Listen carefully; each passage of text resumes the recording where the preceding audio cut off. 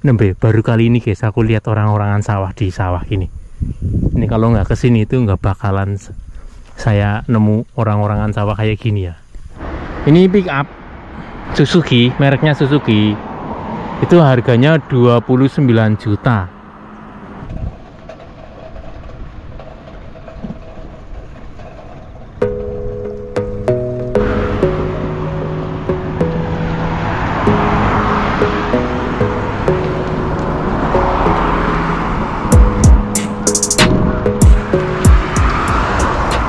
Oke guys, jadi ini lanjutan dari video sebelumnya ya.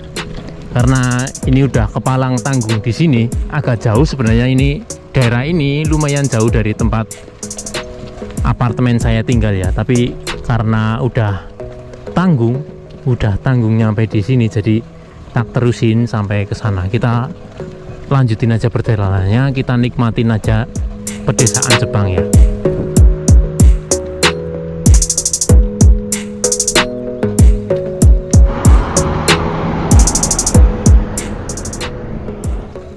Sebenarnya kalau ngomongin bang capek nggak naik sepeda muter-muter keliling kampung di Jepang, kenapa nggak beli motor aja gitu ya? Ya sebenarnya pengen guys beli motor, tapi bukan nggak mampu beli motor, tapi yang susah itu dapetin SIM-nya itu loh. Sebenarnya kalau naik sepeda terus gini ya capek guys, ngontel, tapi ya sehat. Keuntungannya nomor satu itu sehat ya. Yang penting aku kepengen olahraga guys. Sambi karo ngonten kayak gini, aku kepengen olahraga. Jadi orang kene nggak kur cuma nyari kerja, nyari duit terus sambil bisa ngonten, tapi aku juga kepengen sehat. Ngonten kayak gini kan olahraga guys. Sebenarnya kalau ditanya kepengen beli motor ya kepengen banget guys. Murah sebenarnya motor di sini, yang mahal itu SIM-nya. Yang mahal itu SIM-nya ya. Jadi kalau SIM motor itu juga dapatnya nggak segampang kayak di Indonesia, bayar katakanlah bayar 1 juta 2 juta ono. Jadi di sini mungkin kalau SIM motor kalau nggak salah itu bayarnya itu sekitar 10 jutaan habisnya. Terus itu juga sistemnya itu nggak kayak di sini datang ke kantor polisi terus bayar polisi gitu ya. Kalau cari yang gampang itu kan nembak, itu ya nembak. Kalau di sini nggak bisa nembak, harus tes gitu ya. Atau mungkin ada yang bilang itu bisa di kirikai, bahasanya itu kirikai. Jadi kirikai itu semacam kayak apa ya, pergantian SIM. Itu cuma sepeda motor ya. Jadi bagi teman-teman yang punya di Indonesia itu udah punya SIM masih jalan dan udah pernah dipakai 6 bulan di Indonesia, itu bisa dipindahin SIM-nya ke sini. Tapi itu juga sistemnya ribet ya, nggak segampang yang dikira itu ya. Kalau gampang itu saya udah dari kemarin itu ganti SIM itu, tapi nyatanya susah. Jadi sampai sekarang ya masih ngontel guys ya, alhamdulillah lah masih bisa ngontel kayak gini. Tuh desanya di sini kan, kalau naik motor kan nggak sedetail ini videonya ya, cepet itu ya. Kalau naik sepeda kan bisa detail tuh desanya di sana. Tuh desanya guys. Ini wah, ini aku bingung nih. Ntar mau lihat map dulu seperti apa, kemana jalan yang harus kita tuju guys. Kita mesti lihat map dulu ini. Ntar lihat mapnya di sana, kita nyebrang dulu.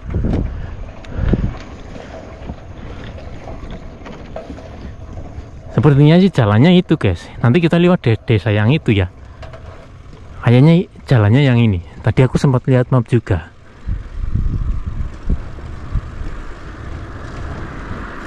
Keren guys ya.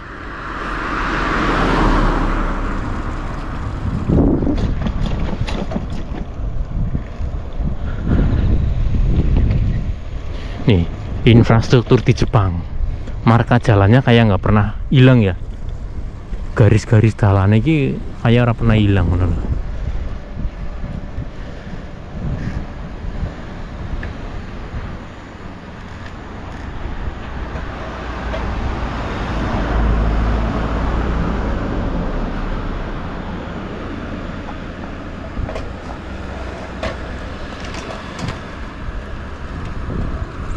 Ini kayaknya aku harus lewat jalan ini guys. Weh, nyebrang guys.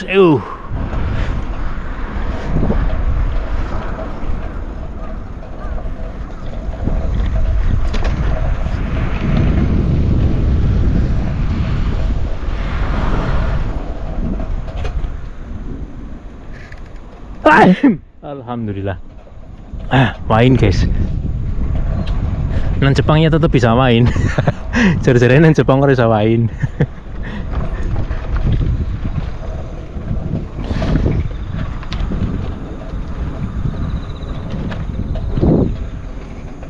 Nih buat teman-teman yang suka lihat konten saya, dinikmatin aja videonya guys ya. Ini kondisi pedesaan Jepang. Ini bener-bener pelosok. Alhamdulillah kok aku ketemu dengan pelosok. Jadi nggak boros. Satu, keuntungan tinggal di pelosok Jepang, kerja di pelosok Jepang itu satu, nggak boros ya. Nggak boros. Hidup bisa dipakai buat ngirit, buat dipakai buat keluarga. Intinya kerjakan siji atau ngomong Jepang itu kan intinya satu, itu kan nabung ya, nyari tabungan, nyari bikin rumah lah, buat beli mobil yang tergantung yang kerja itu mau dijadiin apa. Yang penting kan bisa nabung atau enggak gitu loh. Kalau di Jepang itu yang bisa nabung itu rata-rata anak yang tinggal di pedesaan kayak gini. Kalau di kota itu rata-rata itu wah bahaya itu guys. Ini next wis ngerti dunia malam itu duit sama sekali nggak kumpul itu. Ini coba, ini desanya guys.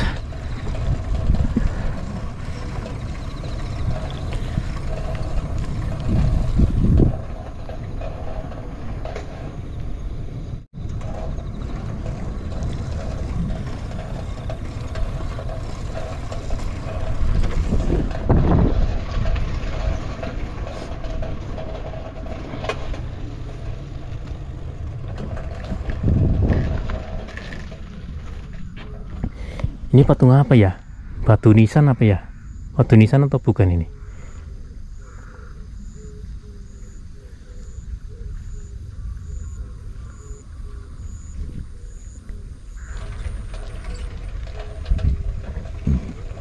Nah, kalau ini batu nisan tuh. Ini yang marmer ini, yang meling banget itu, yang bagus itu batu nisan. Ini patung-patung Buddha ya.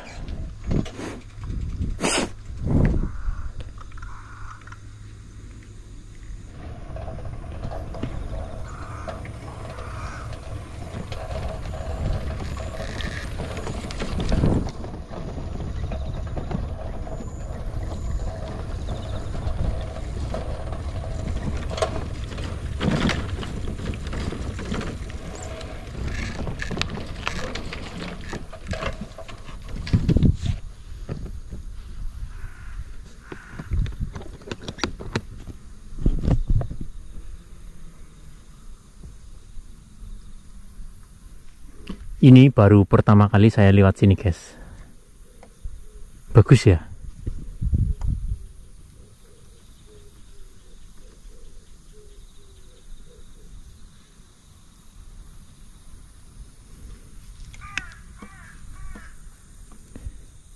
Sunyi, sepi, sendiri.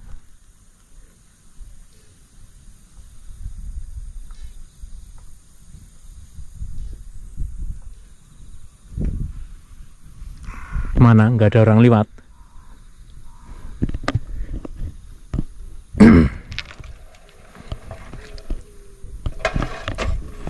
Jalan yang nggak pernah dilewatin aja bagusnya masih kayak gini ya.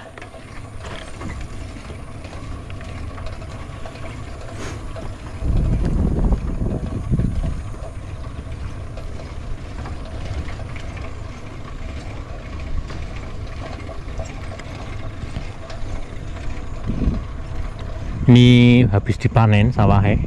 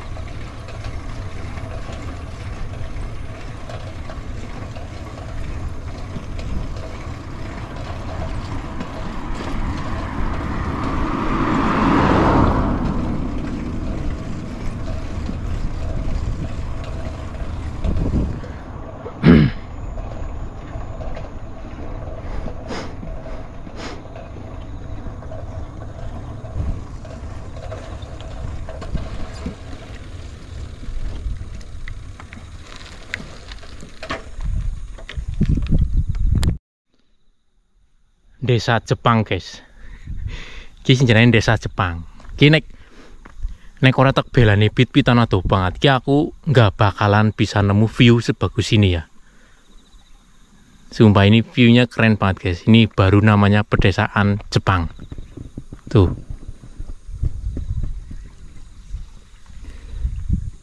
Sayang ini cuacanya ini agak mendung ya. Kondisinya agak mendung jadi nggak begitu cerah mungkin gambarnya ya. Tapi ya bagus lah. Bagus guys.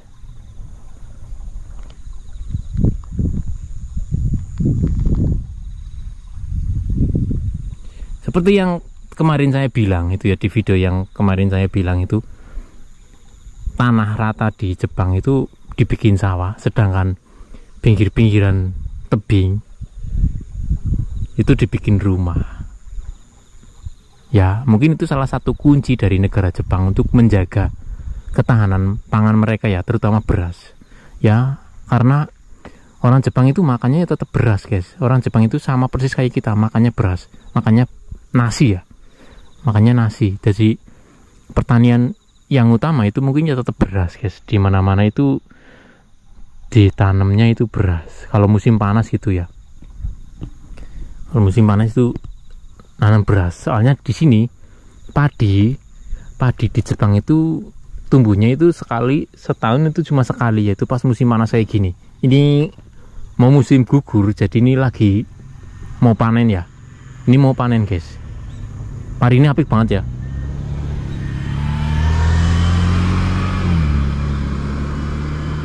Tuh, orang desa tuh mobilnya kayak gitu, keren ya. Keren ya. Keren ya. Itu anak muda Jepang itu yang naik tadi, anak muda itu. Mungkin rumahnya di sekitaran tadi, di sekitaran sana itu tadi. Nih, padi Jepang bagus ya. Ini ketahanan pangan Jepang emang bagus, terakui bagus. Beras itu sama sekali nggak naik. Di sini beras itu sama sekali harganya itu nggak naik ya. Nggak kayak di Indonesia yang lagi naik gila-gilaan, yang katanya penghasil beras terbesar di Asia. Tapi ya nyatanya emang, pada kenyataannya emang rakyat Indonesia itu populasinya tuh gede banget ya, banyak banget ya. Tapi yang saya heran itu pemerintahnya itu kayak menyepelekan apa ya, menyepelekan ya gitu. Banyak di Indonesia, pada kenyataannya di Indonesia itu banyak lahan-lahan pertanian padi kayak gini, sawah-sawah kayak gini, yang malah yang harusnya dijadiin apa, simpanan, yang dijadiin simpanan buat negara itu buat menguatkan pertahanan pangannya. Tapi di Indonesia itu yang mirisnya itu malah pemerintahnya itu kayak jor-joran ya, ngebiarin sawahnya itu diuruk, dijadiin perumahan lah, dijadiin pabrik lah. Ya kalau kayak gitu terus ya nanti beras lama-lama bakal naik terus guys harganya guys. Soalnya ya gitu, orangnya nambah, menungsane nambah, tapi produksi berasnya itu menurun ya, karena salah satu faktornya yaitu sawah-sawah dijadiin kayak perumahan lah, kayak pabrik-pabrik lah. Jadi ya gitu guys. Siap-siap aja Indonesia itu nanti kemungkinan, semoga aja sih enggak ya, tapi kan bisa kebaca dari sini, dari India. Awal mulanya kan India nggak mau ekspor berasnya ya. Masa kita kalah dari India guys? India bisa ekspor beras gila-gilaan, sedangkan tadinya kita impor dari India. Sekarang begitu India menyetop produksi padinya, menyetop ekspor padinya, kita kelimpungan. Ibaratnya itu sekarang kita itu lagi kelimpungan ya. Kita kelimpungan guys, masalah pangan guys. Ayo pemerintah lihat ini, harusnya para pemegang kekuasaan itu harusnya lihat video saya ya. Lihat nih di Jepang nih, di Jepang sawah nggak pernah ada yang diuruk. Di Jepang sawah nggak diuruk, bikin rumahnya itu di pinggir-pinggir tebing. Coba kalau di Indonesia bisa diterapkan sistem kayak gitu ya. Jadi kalau mau bikin rumah itu jangan nguruk sawah yang bisa ditanamin padi, tapi mereka harusnya kalau di Indonesia itu harusnya itu bisa bikin lahan sendiri. Misalnya tadinya saya yakin rumah yang di atas itu tadinya itu masih ditanamin pohon-pohon hutan ya, itu masih tadinya itu masih areal itu mungkin masih kayak hutan ya, tapi begitu pingin bangun rumah itu mereka nggak milih beli tanah di pinggir jalan, tapi mungkin mereka lebih ngarah ke arah ke hutannya gitu ya. Jadi mending ngalah babat hutan daripada nguruk sawah gitu ya. Mungkin juga kalau beli sawah kayak gini mungkin lebih mahal ya. Kalau beli tanah hutan perhutani mungkin kayak gitu mungkin lebih murah sih ya. Kita juga nggak tahu persis guys, tapi ya ini bisa dijadikan apa sih ya, kayak pelajaran sih ya. Kalau pingin beras ajik, kalau pingin harga beras ajik ya kita tiru Jepang guys. Seenggaknya kita tiru Jepang kayak gini lah. Seenggaknya Jepang harga beras itu nggak naik itu udah jos. Sedangkan di negara kita harga beras itu lagi naik tinggi-tingginya ya. Semoga teman-teman di Indonesia yang lagi kesusahan beli beras itu rezekinya dimudahkan lah ya.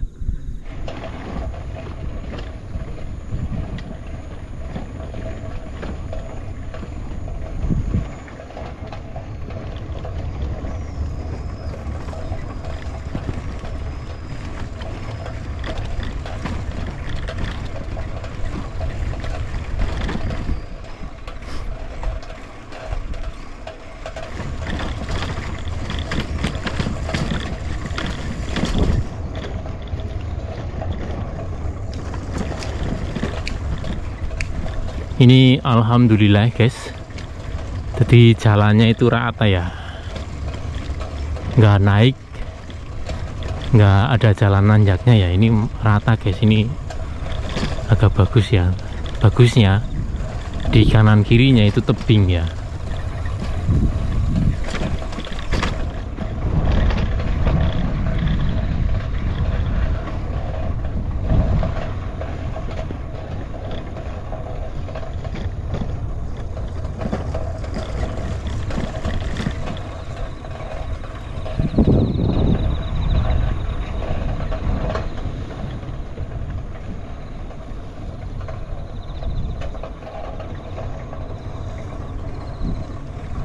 Tuh di Jepang juga ada penggundulan hutan ya. Tuh di tebing-tebingnya itu pohonnya pada ditebangin. Semoga aja nggak longsor ya.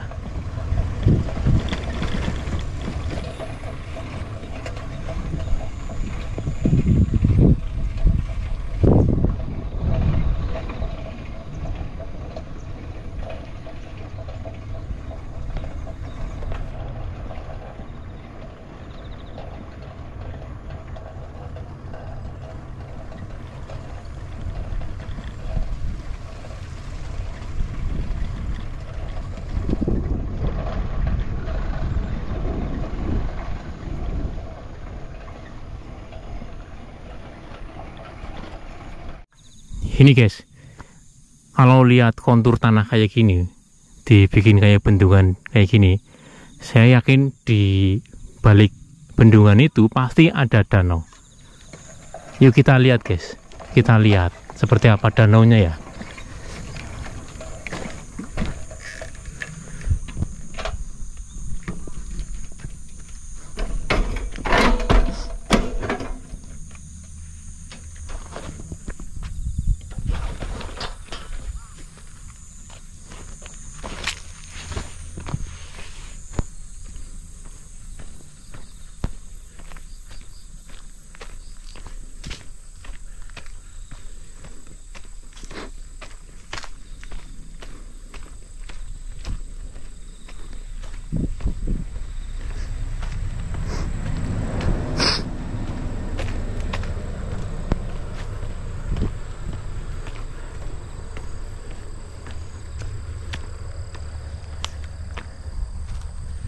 Wah itu guys, ini guys danaunya guys, danau kan, bener kan?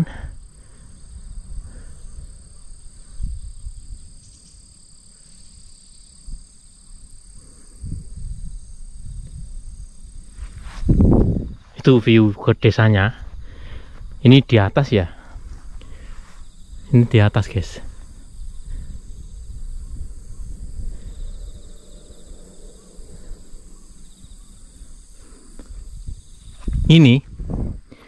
Ini danau sebenarnya ini kan dipakai buat ngalirin sawah-sawah yang ada di bawahnya itu ya. Jadi itu lewatnya di situ kayak ada gerbangnya, gerbang airnya. Gerbang airnya nanti itu dialirin ke irigasian di situ ya. Itu kayak sungai kecil. Nanti diulurin ke sana airnya sepanjang pinggir jalan itu ya. Disebarin ke sawah-sawah yang ada di situ.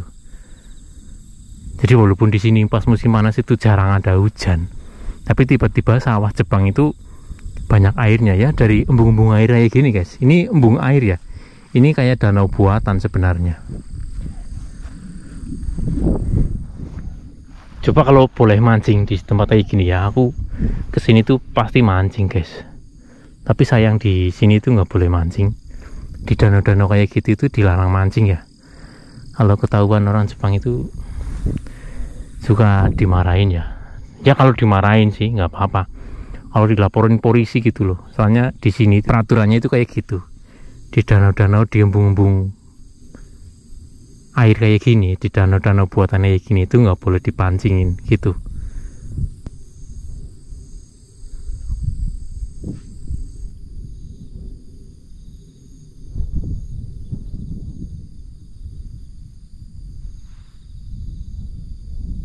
Oke, lihat danaunya udah, kita mau turun lagi ya.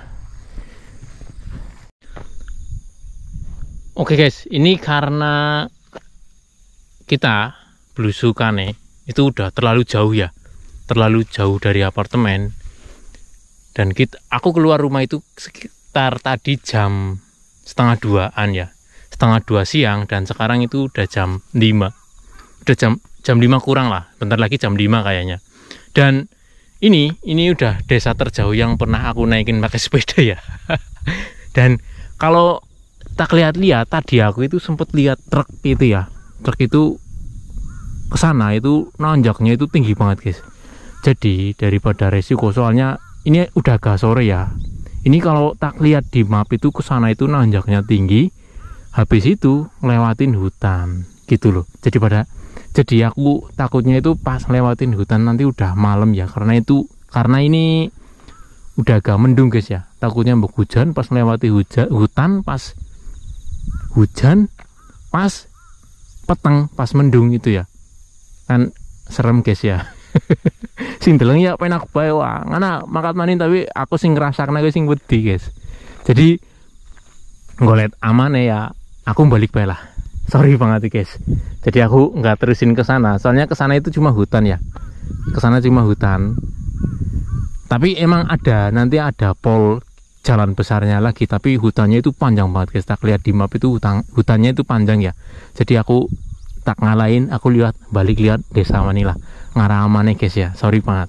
Jadi nggak bisa tak terusin ke sana. Kita balik lagi ke desa sana. Tapi ke waktu kita turun ke desanya sana itu kita rekam aja guys. Soalnya view dari pas kita berangkat tadi sama view turunnya itu bagus, view turunnya kayaknya guys. Jadi pemandangan waktu turun itu saya yakin itu lebih bagus daripada pemandangan saat kita naik tadi ya. Oke, jadi jangan di skip dulu videonya. Ini aku mau rekam lagi, tapi ini kan kita udah di posisi di atas ya, kita nanti turun sambil tak rekam, tak jamin videonya itu keren guys. Oke, jadi jangan di skip videonya, tonton terus video ini sampai selesai guys ya.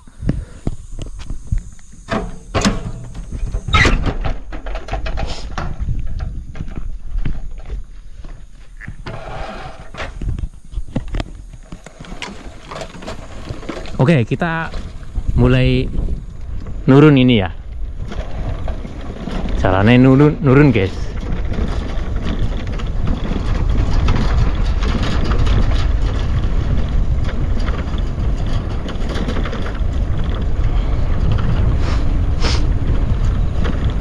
Tuh, di sini udah mulai gelap ya.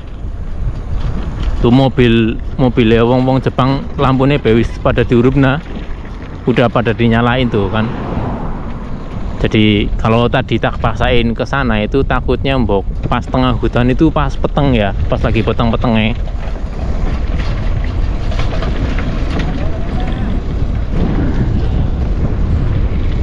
Jadi kita ngalahin turun itu orang Jepang respect juga, tahu aku bawa kamera kayak gini.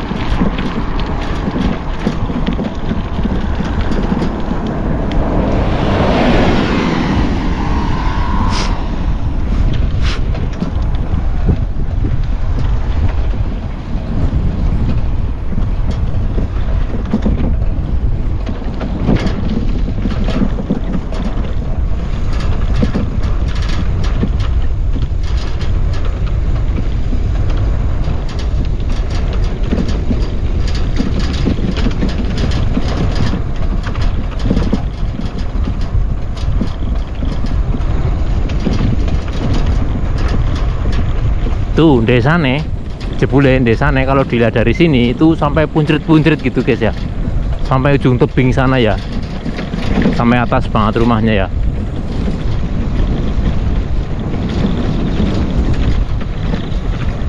Ini sebenarnya kalau bikin video nyelusup ke pedesaan gini lewat jalan kecilnya ini sebenarnya asik guys ya. Tapi karena ini udah sore ya, udah sore, jadi kita pulang aja guys.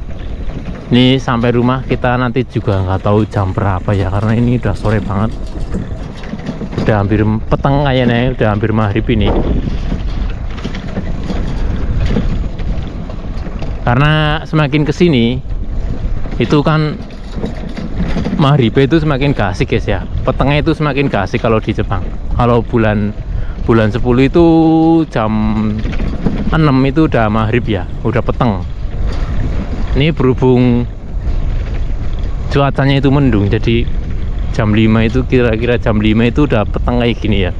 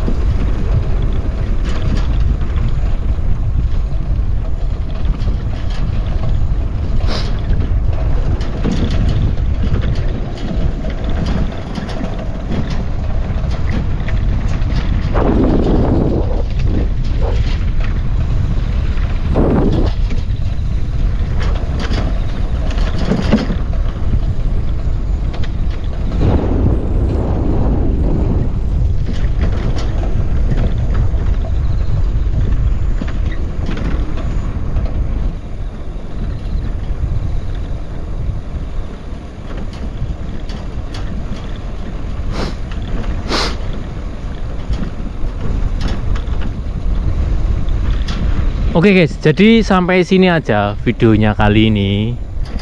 Berhubung suasananya nggak mendukung ya, jadi nek terpaksa natak rekam, hasilnya juga kurang begitu jos ya. Jadi kita akhiri aja videonya sampai sini aja ya guys ya. Kita jumpa lagi, kita sambung lagi di video-video berikutnya dengan video-video yang lebih menarik tentunya guys ya. Oke, sampai jumpa di video berikutnya guys.